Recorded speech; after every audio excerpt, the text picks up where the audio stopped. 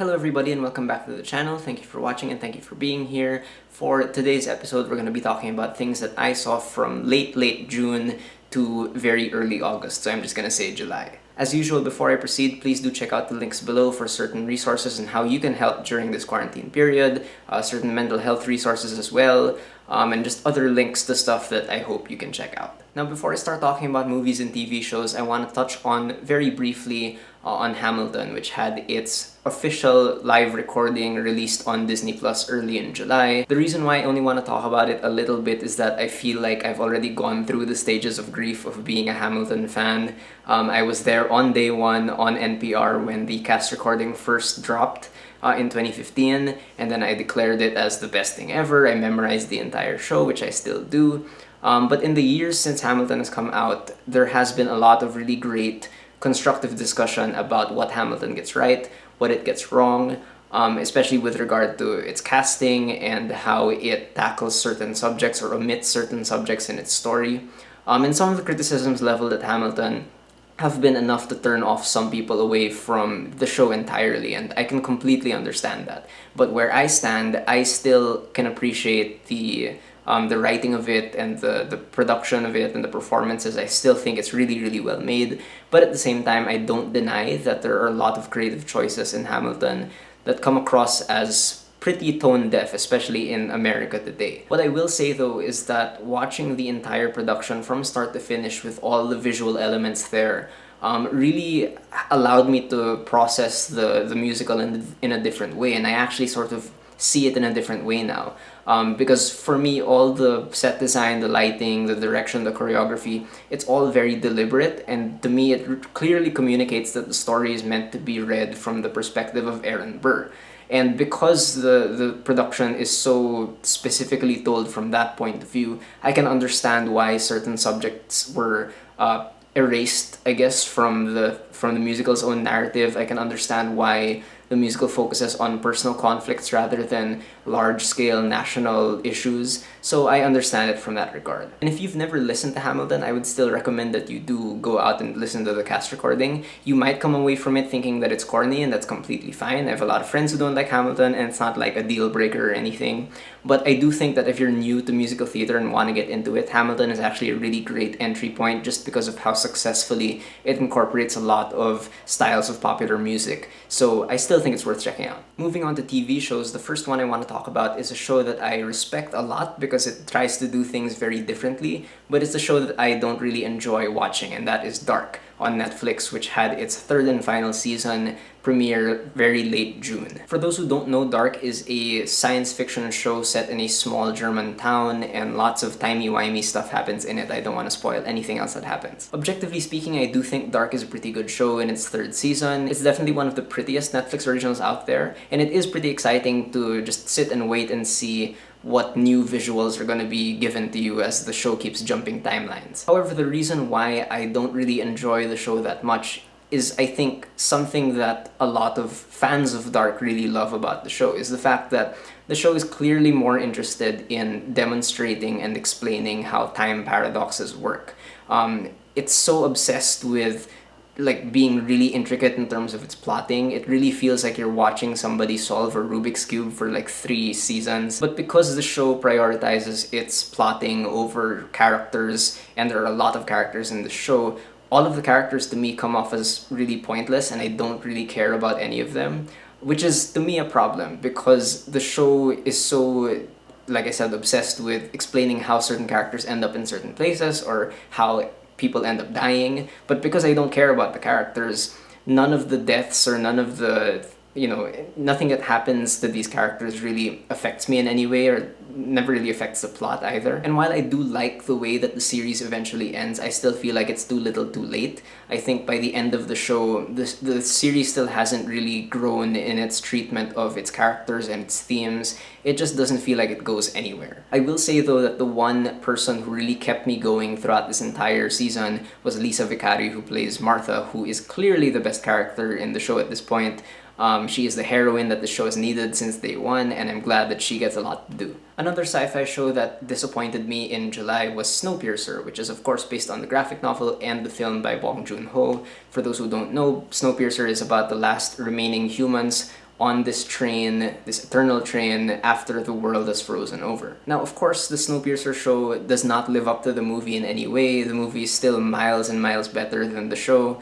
However, I think that the earlier that you accept that the show isn't actually aiming that high, the earlier that you get over that initial disappointment, the more you'll have fun with the rest of it. To me, in the first episode, it became very clear that this was just going to be a generic sci-fi action thriller, and as soon as I accepted that, I had a lot of fun. To the show's credit, it is always trying to do something new. It has a lot of forward momentum, no pun intended, and it doesn't really take itself that seriously, which is good because the premise of Snowpiercer from the onset is actually pretty ridiculous. But as soon as you start trying to think about Snowpiercer on any deeper level, it just completely crumbles. It does not hold up to scrutiny. The politics are so underdeveloped that, you know, it really doesn't provide any real insight into class warfare other than the idea that it's probably inevitable. And there are lots of plot things that happen that just feel completely illogical, like certain characters just would not act in certain ways. However, just like with Dark, the only person who was really keeping me going throughout this entire thing was Jennifer Connelly, who is fantastic in this show. She's so overqualified for this material. She plays a character who is so despicable and pure evil 1 second, and then suddenly she becomes really sympathetic. And so because the character is so unpredictable and Connelly is so good at playing her, you want her to survive for some twisted reason. You want her to succeed just because you want to see what she does next. Another show that a lot of people love that is not really my cup of tea is The Umbrella Academy, which had its second season this year. If you don't know, it's about a dysfunctional family of superheroes, and that's pretty much all you need to know. To be fair though, this second season of The Umbrella Academy is so much better than the first one, which I really had difficulty getting through because I just didn't like it. This one at least is really entertaining all the way through. It's much livelier. It's almost like a comedy for 80% of it. I love the fact that the world of The Umbrella Academy is so tactile. You can tell that the set designers and the production designers really went above and beyond to give the characters this world that they can really fully interact with. And so the camera is also able to interact with the environment, which leads to a lot of really great action scenes and set pieces. Unfortunately, just like with Season 1, I still feel like Season 2 relies on its style too much to the detriment of the development of its characters and its plot. It's not really inherently a bad thing for a show to prioritize its characters over its plot, but in The Umbrella Academy, I feel like there's so many instances throughout the season where things grind to a halt, the urgency of the plot is lost just so the characters can have more funny one-liners or more quirky interactions and whatnot. Fortunately, I feel like most of the characters this time around are utilized so much better. I say most because some of them are still insufferable. Luther is still the worst. Klaus has been reduced to the same running gag for 10 episodes and it's really disappointing. But everyone else I think is used pretty well. I think Ellen Page finally gets to shine as Vanya because she has this fantastic romantic subplot where she really gets to show off her acting. However, my favorite show from July is also, in my opinion, the best new show of 2020, and that is The Babysitter's Club. And I know, if you don't know yet, like, I know it sounds crazy, but hear me out. The Babysitter's Club is based on that long-running series of children's books / young adult books, and it's really just about a group of 12-year-old girls who get together one day and form a babysitter's club. And the series really just follows them as they navigate their lives and learn more about themselves and each other and their families and whatnot. What The Babysitter's Club gets right that so many other young adult / coming of age movies and shows get wrong is the fact that this show really feels like it's being told from the point of view of kids. And by this I mean that it doesn't feel like there's an adult's point of view superimposed over everything. Like, it really feels like the kids are leading the way. So there's humor in this that really works. It's a really funny show and none of the humor is ever cheap. But the drama is also surprisingly moving. Like, I found myself moved to tears multiple times through just the 10 episodes in this series. There's this real endearing quality to it, and it's just the perfect quarantine watch because it's so wholesome and it's so progressive and it's so uplifting and inspiring, but it feels completely real to who these characters are. One thing that the show also did right was that they cast all the kids as kids who are actually like 12 or 13. All these kids are amazing. Maybe some of them might not be able to pull off some of the more dramatic moments yet, but together as an ensemble, they're spectacular. Like, their chemistry is off the charts. And if I had to single out one actor from this ensemble, I would single out Sophie Grace, who plays Christy, who I think has a really, really bright future ahead of her. Her comedic timing is perfect, but she also really knows how to handle a character who, in other hands, could have come across as really difficult for no reason. Christy is bossy and she's a control freak, but Sophie Grace knows how to trace that behavior down to her desire to really just be a sufficient enough provider for her family at 12 years old. And it's a really fascinating character creation. The Babysitters Club is really just following these girls navigating their lives and meeting new people and, learning about certain things that they grow to believe in. And they do it all through kindness and through patience and, forgiving each other, and despite some, disagreements that they may have. And I love that the show understands that, like, Gen Z kids of today, they really are socially conscious to some level. They're not geniuses and they're not perfect. They still make a lot of mistakes, but they really do believe so purely in equality and in helping out those who are marginalized. And it's so inspiring to see. Just drop everything if you haven't seen this show yet and go watch the 10 episodes. It's only like 20 minutes to 30 minutes per episode. It's a tonic for the soul. It feels like a warm embrace. I love it to death. Moving on to movies, kind of an abrupt tonal shift here, but the first one I want to talk about is the documentary Welcome to Chechnya, which is about the anti-gay purges happening in Chechnya. That have been happening since the 2010s and are still happening now. This is an absolutely terrifying movie to watch. There's a lot of explicit imagery and violence that you need to know is there before you decide to watch it. This documentary is essentially a thriller. It's filmed in such a way where there's a lot of on-the-ground footage where these really courageous men and women who have taken it upon themselves to rescue these LGBT men and women who are at risk. And you get to see them actually doing the rescuing in real time, and it is absolutely scary. One of the more unique things about Welcome to Chechnya, though, is the fact that they use deepfake technology to mask the identities of the LGBT men and women. The deepfakes aren't meant to be convincing in any way, so it doesn't matter if the faces look pixelated. The idea is that their identities are hidden, but the people are still allowed to express emotion on screen, and it really works. And I've never seen a documentary film do this before. It really provides new ways for investigative journalists to do things in the future. If Welcome to Chechnya doesn't really have like a big statement to make, it's because this stuff is still happening today.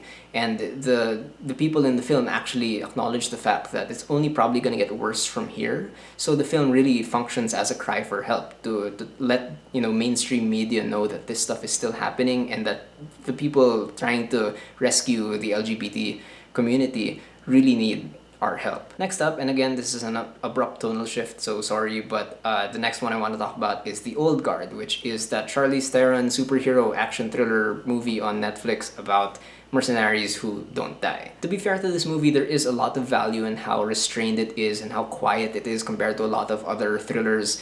There are a lot of long sequences where the characters are really just talking to each other about how much it sucks to be immortal and stuff like that. Unfortunately, I just really didn't enjoy most of this film. I feel like it's just so devoid of personality in every sense. Visually speaking, it is incredibly bland. The action scenes I wasn't really impressed by. There's nothing unique to them, and they really don't do anything with the premise of this film. The idea is that these soldiers have been around throughout history and they've witnessed all of these conflicts, but the film really doesn't do anything with that information. In fact, the entire plot feels like it's only enough for a TV pilot. It really gives us no reason to care about any of these characters beyond the fact that they're friends and they've known each other for such a long time, but that's not really enough. It's a film that is clearly trying to set up a franchise, but that is never going to happen. One film that I think is incredibly well made, though, is Palm Springs, which is one of my favorite movies of the year.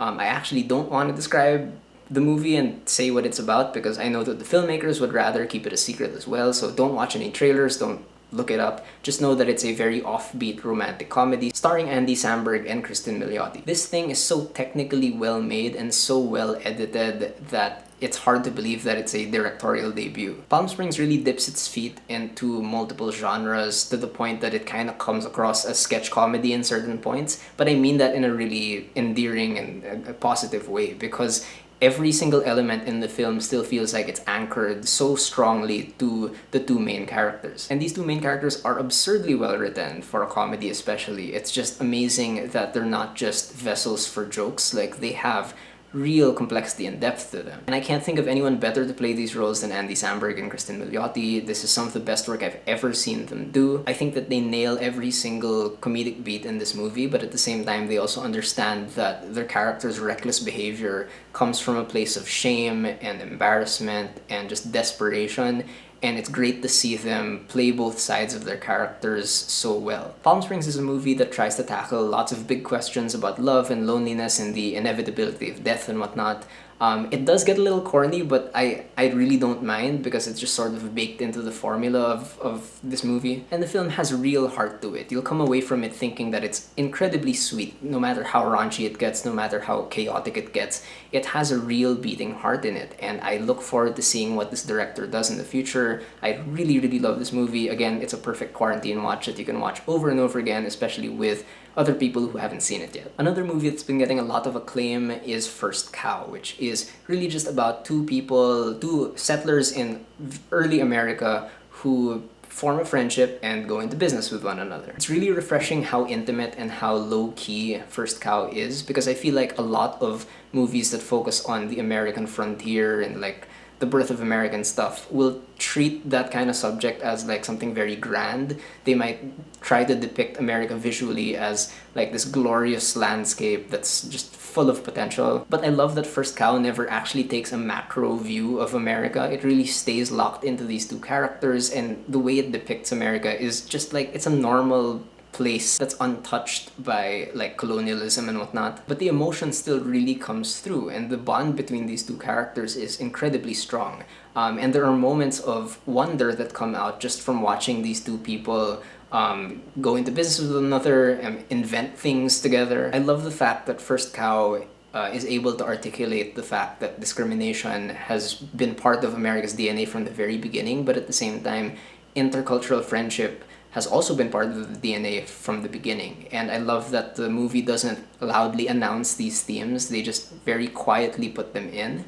But by the ending, it's one of my favorite endings of the year. You feel the weight of all of that, and it's a really great movie. A movie that's not super great is The Rental, which is the directorial debut of Dave Franco, which is essentially like a slasher/home invasion thriller about two couples who rent an Airbnb one night and stuff happens. I really appreciate what The Rental is trying to do. It is clearly more interested in creating conflict between the main characters and not creating conflict from the guy who might be watching them from the woods. Unfortunately, I really didn't care about any of the characters. I found the drama between them to be really unconvincing. And so when the horror thriller stuff starts to happen, I really couldn't have cared less if any of them got hurt because I didn't like them from the very get-go. This is still a pretty solidly made thriller though. It's definitely one of the prettiest movies of the year. They get a lot of mileage out of the setting, which is like this beautiful coastal home. And the performances are good, especially from Alison Brie, who is at turns really hilarious but also great at being freaked out. I guess being directed by her husband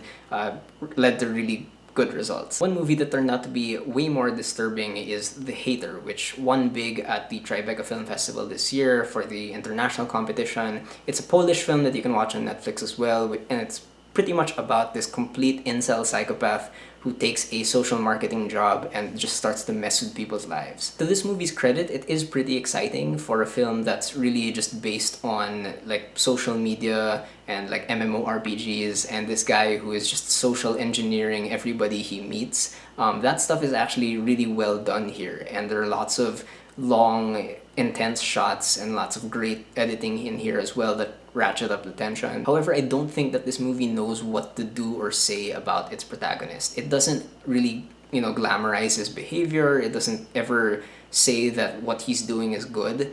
But it also doesn't punish him enough, and it makes things way too easy for him. Like, there's no way he could have gotten away with some of the things that he does in this movie if he was dealing with normal people. I can imagine a lot of people being turned off just from the very fact that this protagonist is one of the most dislikable characters of the year so far. However, the lead actor, whose name I'm not even gonna attempt to pronounce, is so good in this film. He does such a good job of showing us when this character is putting up a front in front of somebody else in order to manipulate them, or when he's really showing his true colors and just sort of breaking down internally. It's a really fascinating performance for a horrible, horrible character. Second to the last movie for this episode is the documentary The Go-Go's, which is about the titular band and their sort of rise to fame. For a music documentary that is attempting to take on the spirit of the punk scene in like the late 70s and whatnot, it's still a really conventional music documentary that really doesn't do anything new. It really just exists to promote the band and the tour that they were supposed to have this year. Every single point of tension seems to be solved by the end of each scene anyway, so there's really not a lot to hold on to here. The most interesting parts of the Go-Go's are when the band members themselves get to very candidly kind of talk smack about each other and reveal how other members may have hurt them really deeply back then. That kind of stuff is really interesting. It adds a lot of tension to the music that you hear throughout the movie. And the music is really the best part of the film. Even if you're not really a fan of punk rock or new wave, it's interesting to see their sound develop. And this is not a spoiler to say this, but the film also features the Go-Go's first new song in God knows how many years. It's called Club Zero, and it's an absolute banger. I think it's the kind of great, punchy, focused rock music that I really miss. So yeah, just listen to the song, and if you like that, maybe check out the documentary as well. But the main film I really wanted to talk about in this episode is Aswang, directed by Alex Arumpak, which was made available online for a very brief window, but I will remember this film for the rest of my waking life. This is the first feature-length Filipino film directed by a Filipino about the drug war orchestrated by President Duterte. And just like with 1,000 Cuts, it is impossible for me to really process this movie objectively. The entire time while I was watching this for like 84 minutes, I felt like I had a headache. It's an absolutely horrific movie because it's dealing with something that is still ongoing. And it's something that's been going on for like 4 years, but it's become so familiar to us as well, and the fact that it's familiar to us is disgusting. By the end of the film, I was really just grateful that Alex Arumpak gave all the time in the film to these ordinary Filipinos who are really experiencing the drug war on the ground, like full force. There are no talking heads here, there are no statistics or whatever filling the screen, because that's not what the movie's about. It's really about individual stories of how these people's lives are essentially ruined by someone's misconception of what drug abuse is. And I can imagine some pro-administration Filipinos or some foreigners saying that, you know, we need to balance this movie out with like counter-arguments from the administration side, but there's no counter-arguments to be made here, okay? Like, as soon as the campaigning started for the drug war, and as soon as people tried to angle this in a way where they tried to criminalize all drug users instead of treating this like a public health issue, which it is, you're immediately wrong, and there's no counter arguments to be made. There's so many images in this film that I am not going to be able to shake. Again, they're very familiar images, but they still hurt every time I see them. Again, I feel like some foreign viewers might think it's unfair that the Philippines is being portrayed as like this hellhole full of violence and pollution, but honestly, that's just the tip of the iceberg for a lot of people living in this country. It's really great as well to see like the kind of visual motifs that Arumbak is able to find. She sees a lot of faith in the streets, but a lot of violence as well, and the fact that these two things can coexist in the exact same spaces is highly disturbing. But the main sort of creative thing that Aswang does is that it really tries to mythologize the drug war. And it shows us how the drug war and its effects have sort of made their way into common vernacular. And, you know, you have young children playing in the streets talking about police as murderers, as monsters, very casually. And if you're not bothered by that, then you just have to reevaluate how you're viewing this whole situation. But the most important thing that Aswang does is that it really reminds us that there are unique faces and unique stories and unique pain behind all the statistics, it can be very easy to forget that, especially 4 years into it and we're, in the middle of a pandemic. But at the same time, the movie also motivates us to take a cue from the filmmakers or from the social workers featured in the movie to really walk alongside the victims of the drug war and the people who are still experiencing it at its worst. This is not the kind of movie where you walk away from it thinking, oh, I'm so lucky, or I have to count my blessings. You have to be angry. You have to be upset by this. And I know that the movie isn't available right now online, but I do believe you can still donate to the causes that the movie is supporting, and I will leave a link for that as well down below. If you're lucky enough to watch Aswang, I'm sure you know how disturbing it is and how difficult it is to talk about it. However, please do continue talking about it. Please do keep protesting, and please do keep finding ways to allow these people to share their stories and their voices to the world. Alright, so that's all the stuff that I watched in June. The video for August will be much shorter because I feel like we're running out of content now. So hopefully they'll come out sooner than this one did. But yeah, so thank you guys for watching, thank you for being here, and as always, if you want to talk about anything that I talked about, please do leave me a comment and let's have a conversation.